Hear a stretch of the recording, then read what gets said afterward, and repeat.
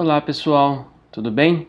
A gente agora começa a segunda parte do nosso curso de macroeconomia e nesta segunda parte a gente vai estudar o médio prazo. Tá? Para a gente começar a estudar o médio prazo, a gente primeiro analisa o mercado de trabalho, porque no médio prazo nós teremos alterações do nível de preço, alterações dos salários.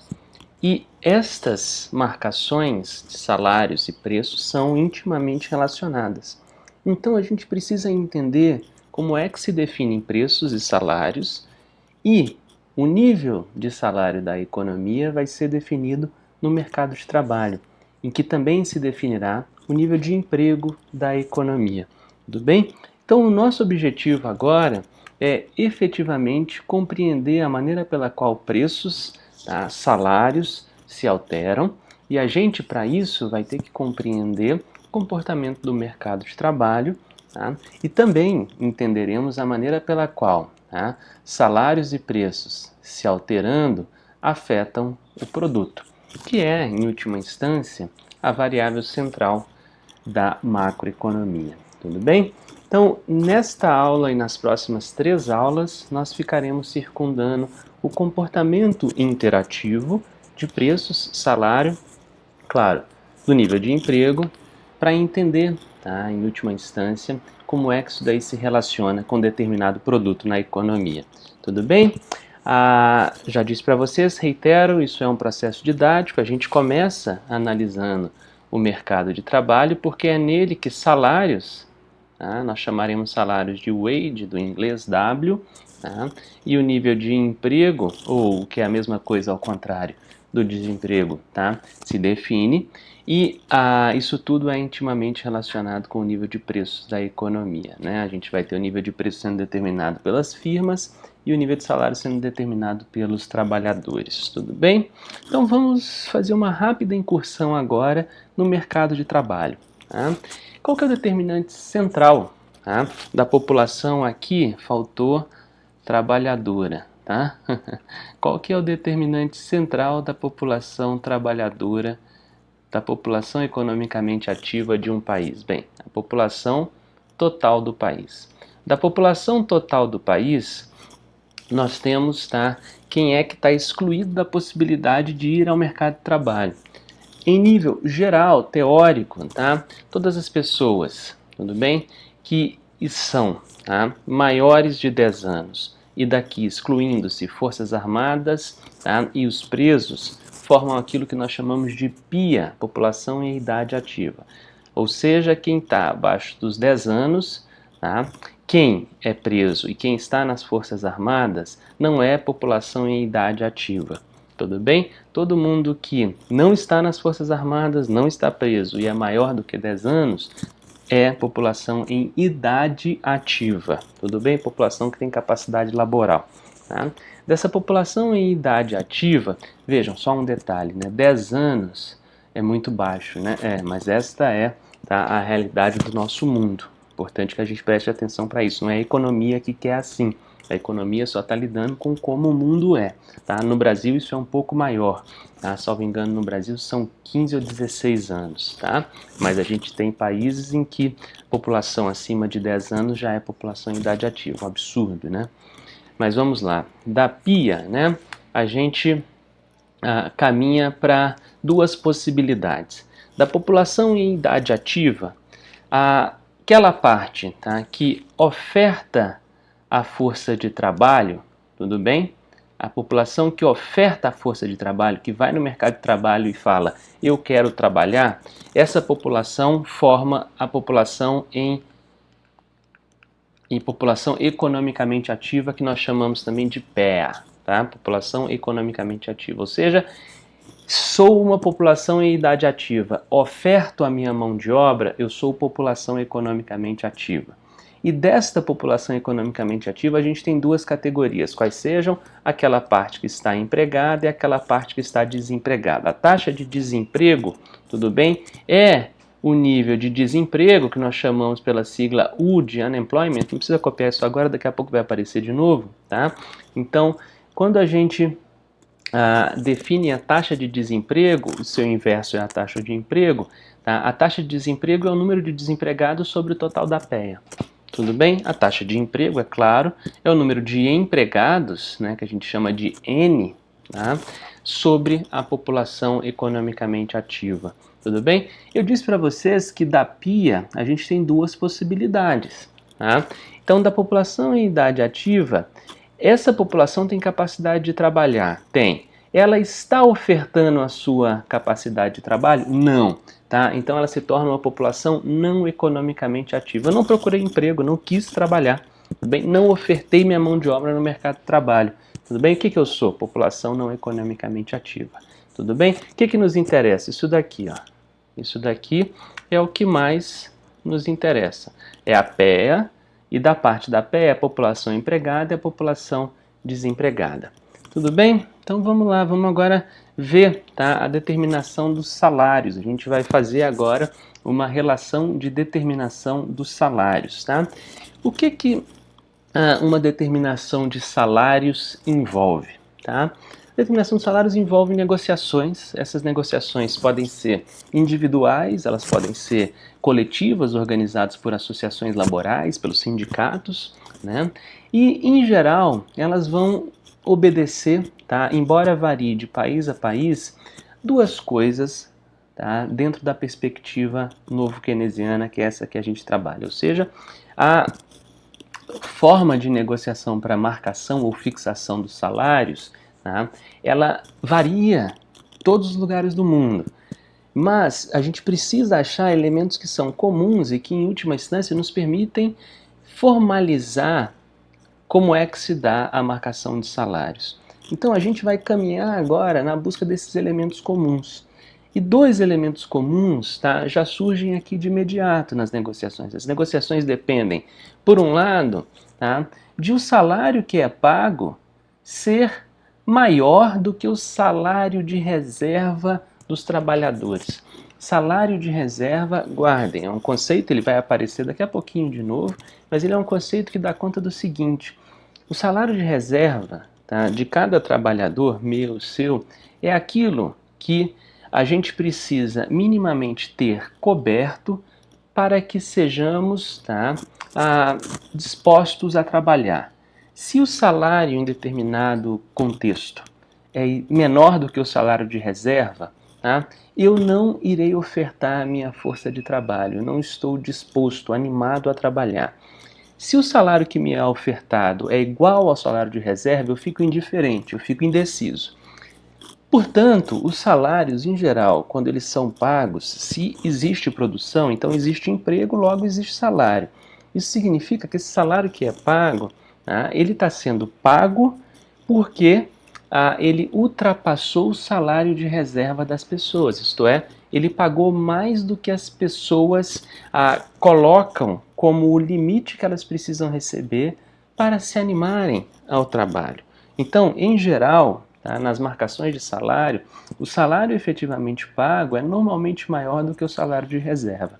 Tudo bem? E o salário de reserva é aquele que faz o trabalhador bem. O salário pago maior do que de reserva anima o trabalhador ao trabalho. Aí se candidatar a uma vaga, tá, e exercer sua atividade laboral.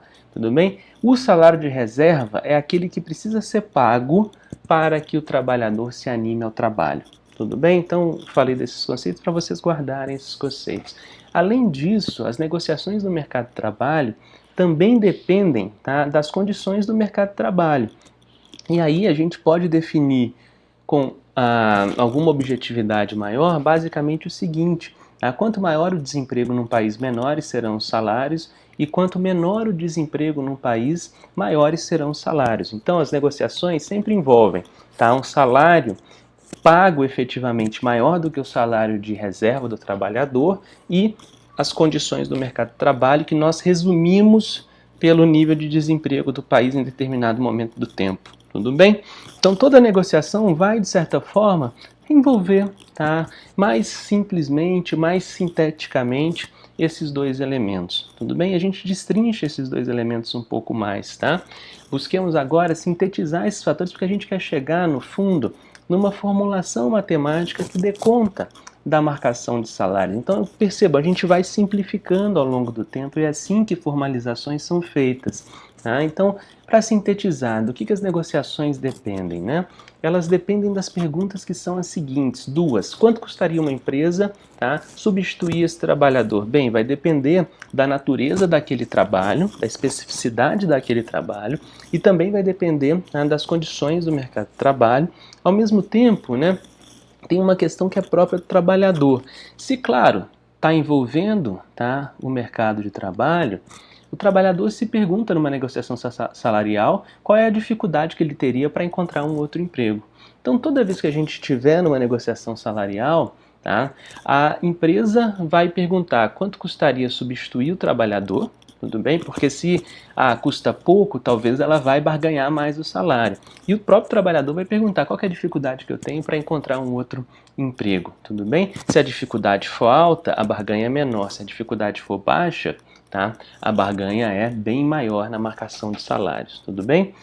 E a gente então vai chegar num conceito, que é um conceito muito caro à teoria novo-keynesiana, que é o salário-eficiência, tudo bem? O salário-eficiência é aquilo que a gente acabou de falar acerca da relação entre salários efetivos e salários de reserva.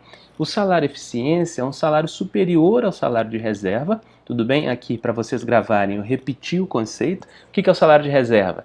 É aquele que deixa o trabalhador indiferente em trabalhar ou não.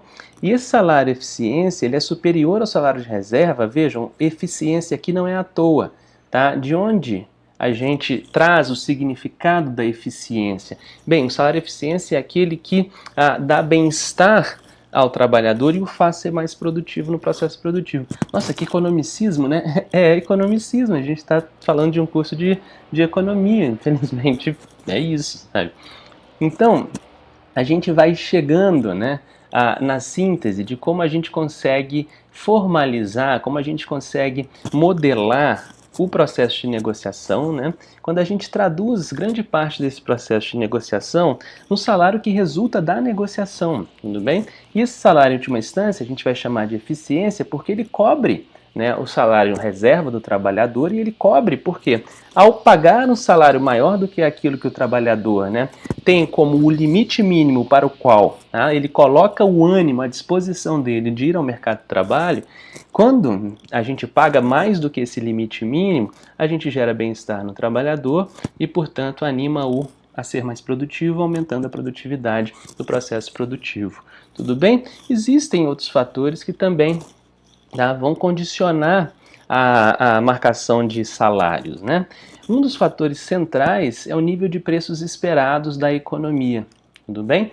Os trabalhadores olham para o nível de preço esperado da economia porque eles estão preocupados com quanto, né, aquele salário W, vejam, W é salários, o quanto aquele salário W de wage, né, consegue efetivamente comprar de bens e serviços. Por isso que a gente está olhando, em última instância, tá, para o salário real. Mas, Fábio, está aqui preço esperado e aqui não está o preço esperado. Daqui a pouco eu já explico isso para vocês. Por enquanto, vamos só entender qual salário que é o salário eficiência de fato, é o salário real.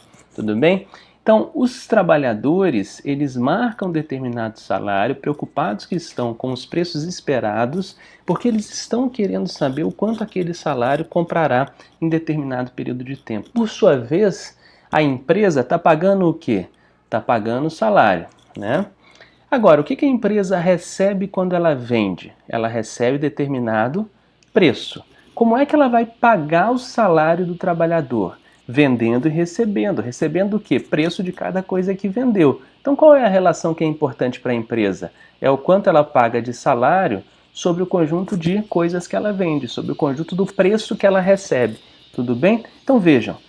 W sobre P, o salário real da economia, é o que importa tanto para o trabalhador quanto para a empresa. E no fundo, vejam, isso daqui é aquilo que na economia nós chamamos de conflito distributivo.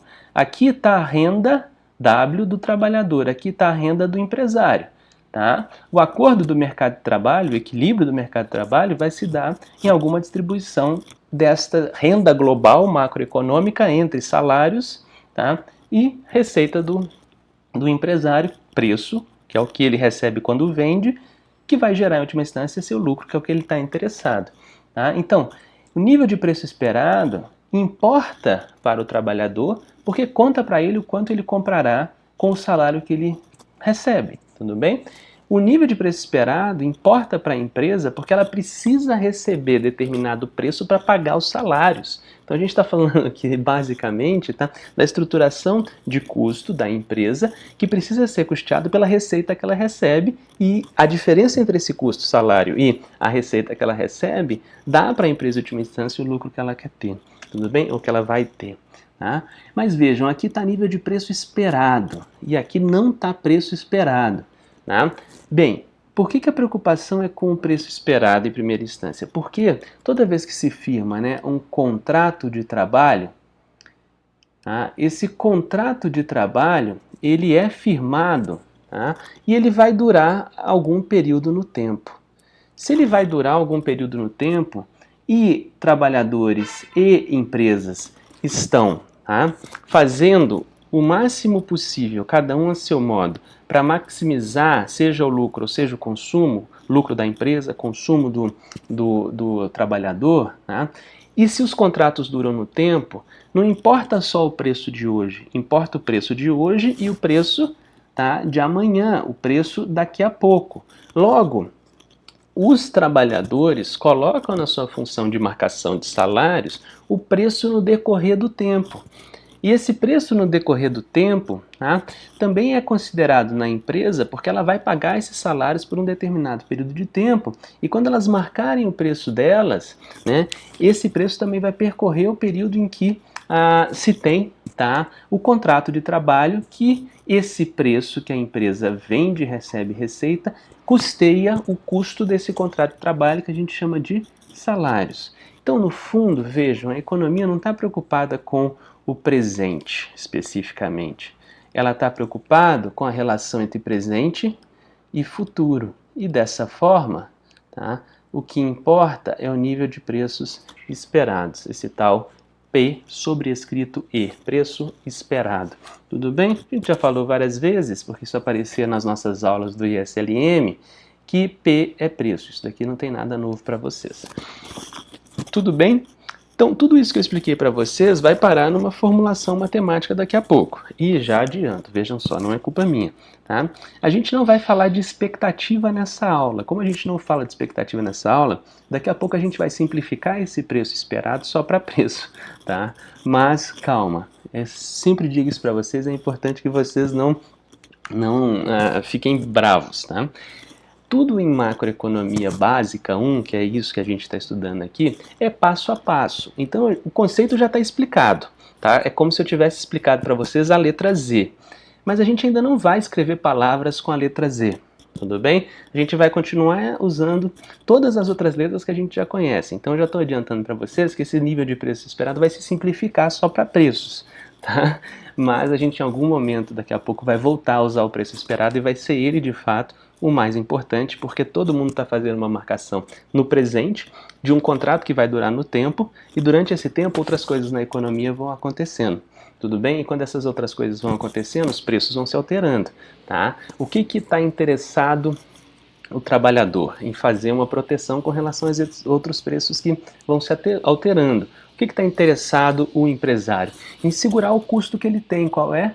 Tá? O salário. Desse jeito, contratos nominais, ou seja, que pagam determinado salário, assim o empregado está garantindo a sua renda, visando um determinado preço esperado ao longo do tempo, está aqui, tudo bem, W sobre P, salário real, e o empresário, quando ele faz um contrato, ele segura, tá, o salário durante um tempo, ao mesmo tempo ele consegue fazer a marcação deste preço, tá, que ele vai vender as coisas, receber receita e custear o salário em busca do lucro que ele vai perseguir pelo seu investimento.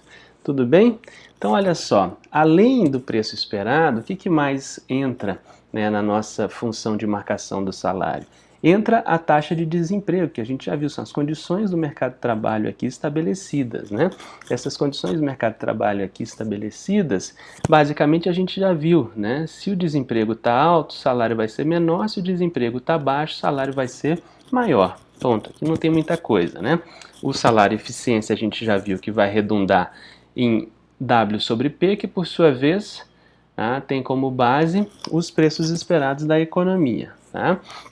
E além desses dois fatores, né, além de a gente olhar a taxa de desemprego como resumindo as condições do mercado de trabalho e a gente olhar o preço esperado como sendo aquilo que vai formar um salário real, que é o salário eficiência, outros fatores também impactam na marcação de salários. Que outros fatores são estes, né? Esses outros fatores são, tá? Por exemplo, o seguro-desemprego. Quanto maior o seguro-desemprego, tá? E quanto mais longo ele for, maior vai ter que ser o salário da economia, porque senão, tá, as pessoas ficarão recebendo o seguro-desemprego e não animarão voltar para o trabalho relativamente rápido. Por isso que o salário aumenta quando o seguro-desemprego é maior, tá, e mais longo. Quando o salário mínimo, né, é muito alto, a gente tem um salário médio na economia, um salário que as empresas pagam também maior, porque senão as pessoas... bem, o salário de reserva, vou trocar aqui. Se o salário mínimo for igual ao salário de reserva, o salário mínimo sobe muito, né? Isso significa que para a gente pagar o salário de eficiência, que é aquele que é maior que o salário de reserva, a gente vai ter que colocar um salário de eficiência bem mais alto que o salário mínimo, né? Portanto, toda vez que o salário mínimo sobe, o salário de eficiência também sobe, né? Estabilidade do emprego, tá? Estabilidade do emprego implica um maior salário, afinal de contas, né, para que a gente consiga fazer movimentações, as empresas vão precisar dar um incentivo maior, isso significa um salário maior. A qualificação, ou seja, quanto mais bem formada é uma população, maior é o salário que ela tem, mas percebam, todos esses outros fatores, além do preço esperado e do desemprego, todos eles, tá, trazem aqui uma setinha para cima. Isso significa que esses outros fatores a gente vai chamar de Z, tá? Letra Z. Por quê? No livro, em geral, as pessoas usam zeta, que é a letra grega. Tá? Vamos usar Z, que simboliza a mesma coisa. Tá? Então, o que nessa história, tá, Z se relaciona com a marcação de salários? Bem, Z se relaciona com a marcação de salários, como a gente viu, né, são todos esses fatores, estabilidade do emprego, qualificação, salário mínimo, tá? Tudo isso daqui se relaciona com a setinha para cima com salário. Logo, tá, Z são todos esses outros fatores resumidos numa letrinha chamada Z, tá aqui, ó, tá? Quanto maior Z, quanto maior todos os outros fatores, maior será o salário na economia. Tudo bem? Então, vejam, isso daqui é o que eu chamo o tempo todo a atenção para vocês, é a formalização. A gente simplifica tudo num símbolo só e dá um sentido lógico, né, para esse símbolo. Então vejam, Z está simplificando todos os outros fatores que impactam o salário. Nós descrevemos esses fatores aqui. Claro, há outros, tá? Mas a gente está simplificando sempre quando a gente está teorizando. Nesse sentido, tá? Esses outros fatores todos têm uma relação positiva com o salário. O que isso quer dizer? Que quando todos esses fatores, como é que a gente chama esses outros fatores? Z. Quando todos esses outros fatores aumentam, o que acontece com o salário? Aumenta. Tudo bem? Pronto, resumimos a lógica. Tá? E agora a gente vai somar 1, nível de preço esperado, 2, desemprego e todos os outros fatores numa relação matemática. Aqui chamaremos W, então é salário. Tá? A gente está formalizando a determinação dos salários, isso daqui é a relação de marcação de salários. E essa relação de marcação de salários, tá, leva em consideração o quê? O preço esperado, tudo bem? É função, esse F só quer dizer que é função preço esperado de quê? Tá? Preço esperado não, salário, tudo bem? Então leva em consideração o preço esperado e também é uma função do nível de desemprego da economia e dos outros todos os fatores que nós acabamos de ver, tá bem? Vejam, a gente ainda não vai movimentar os preços, a gente não falou da marcação de preços, mas a gente já consegue aqui, porque a gente acabou de discutir essas coisas, ver quais são as relações entre taxa de desemprego da economia e os outros fatores com os salários. Vejam, tá? Desemprego e salário tem uma relação inversa. O que é isso? Está aqui, ó. Quanto maior o desemprego, menor salário. Quanto menor o desemprego, maior salário. Então esse menos aqui quer dizer a relação inversa entre um e outro. Aumentou o desemprego, reduziu o salário. Tudo bem? Isso daqui é uma estática comparativa. Vejamos. Z, os outros todos os fatores têm uma relação positiva com o salário. Ou seja, aumentou Z, aumentou o salário. Tudo bem? Os preços esperados tá? O sinal aqui na frente é o quê? Positivo, logo tem uma relação positiva, claramente, com os salários. Isso a gente não precisava nem se preocupar, porque a gente está cansado de saber que se o preço vai aumentar, o salário vai aumentar. Tudo bem? Mas essa relação aqui, guardem, ela é a relação de marcação dos salários. Ela é um lado do mercado de trabalho. Qual que é o outro lado? A marcação dos preços, é o lado da empresa. Tudo bem? Aqui é o lado da oferta de trabalho. Oferta de trabalho não é oferta de emprego. A oferta de trabalho é a pessoa ir ao mercado e falar: estou querendo trabalhar. Tudo bem? Enquanto que o outro lado, que é o lado de quem demanda o trabalho ou oferta emprego, é o lado da empresa. A empresa marca o quê? Preço. O que a gente precisa ver agora? A marcação de preço. Tudo bem? E a determinação dos preços é relativamente simples. Tá? Vejam, quais são as suposições que a gente tem, tá, para simplificar a maneira pela qual uma empresa define o preço ao qual ela vende o produto dela. Primeira simplificação, usa-se só um insumo produtivo. Qual é? O trabalho, L de labor, tá? Lavoro em italiano, tá? Labor em português. Labor, tá? L vem daí, é um único insumo. Tudo bem? Qual é o custo do trabalho, do labor? Wage. Wage que a gente simplifica pela letra W. Wage é o quê? Salário. Qual é o único custo, portanto, das empresas se elas só usam um insumo? Salário. Está aqui, ó. Tudo bem? Essas empresas têm algum poder de mercado porque elas não estão em competição perfeita, ou seja, elas têm capacidade de marcação, tá, dos preços que elas querem. Os preços não são definidos especificamente no mercado de bens e serviços. Os preços são definidos no mercado de trabalho, tá, porque as empresas têm uma capacidade de marcar o preço e ela marca o preço considerando o custo que ela tem para produzir. Qual é esse custo? Salário. Tudo bem? Por que é só o salário? Porque o único insumo na nossa simplificação é o trabalho. Pois bem, desta feita, os preços respondem a essa formulinha. E aí apareceu um Mi aqui. O que é esse Mi? Tudo bem? Esse Mi a gente chama de markup. Tá? O que é o markup? É aquilo que o empresário, a empresária, coloca, tá, como taxa de ganho sobre os custos. Vejam, distribuam aqui, tá? Distribuam esse W aqui, tudo bem? A gente vai ter o quê? O preço vai depender dos salários e vai depender do Mi salário. O que é esse Mi salário?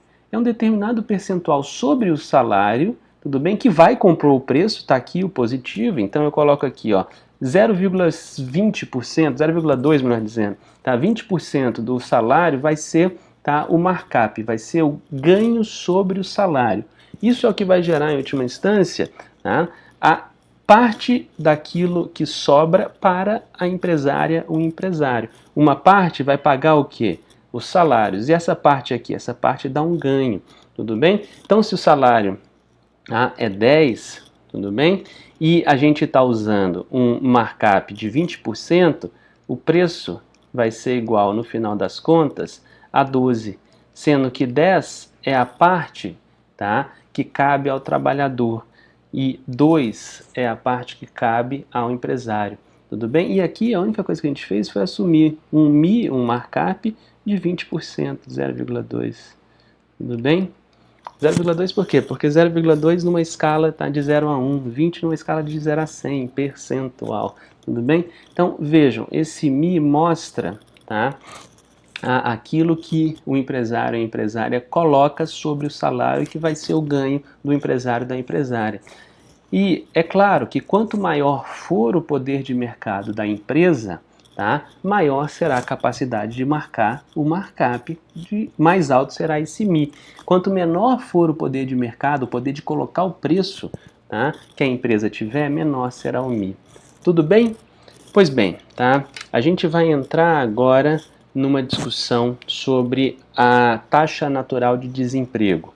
A taxa natural de desemprego vem, tá, de duas relações. Ela vem da relação de marcação de salários, está aqui, a gente acabou de ver, e da relação de marcação de preços. Tudo bem? Com isso, a gente vai ver qual é o ponto de equilíbrio de uma economia, tá, no médio prazo, porque no médio prazo a gente chega nas coisas naturais. taxa de emprego natural, taxa de desemprego natural, produto natural, o produto potencial. Tá? Então a gente vai começar a entrar nisso agora, e para entrar nisso, né, a gente precisa dessas duas relações, a relação de marcação de salário e a relação de marcação de preço, tá? Porque elas vão definir a taxa natural de desemprego, elas estão definindo a oferta e a demanda por trabalho. Tudo bem? Então, para permitir que vocês tenham a melhor forma, tá, de aprendizado possível, eu vou dividir essa aula em duas partes. Tá? Então, agora eu encerro esse vídeo, tá, e disponibilizo um vídeo para vocês tratando especificamente, tá, do que é a taxa natural de desemprego, e a gente também lá vai ter, tá, o que é o produto potencial, tudo bem? Mas para que a gente possa entrar nesse vídeo, nesta aula, vocês precisam gravar muito bem isso tudo que a gente discutiu, porque isso vai ser aplicado lá. Didaticamente eu estou gravando 2 vídeos, é para fazer com que o conjunto de informações seja um pouquinho mais destrinchado, tudo bem? Porque aqui é muita informação nova, tá, em pouco tempo.